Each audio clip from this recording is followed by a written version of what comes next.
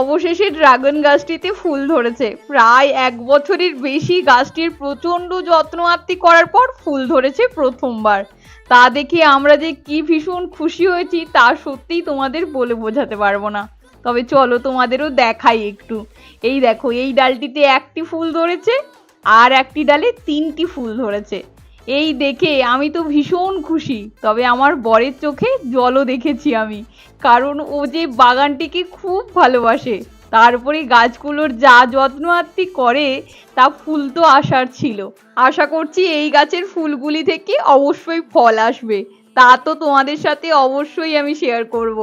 তবে তোমাদের একটি ভিডিওতে বলেছিলাম এই গাছগুলিকে বনসাই বানানোর জন্য কেটে ফেলা হয়েছিল, আর সেইগুলি দেখো কত পাতাগুলো সবুজ হয়েছে আর গোড়াটাও কত মোটা হয়েছে। কি সুন্দর লাগছে তাই না? আচ্ছা, আজকের ভিডিওটি এতটাই রাখছি, দেখা হচ্ছে কাল।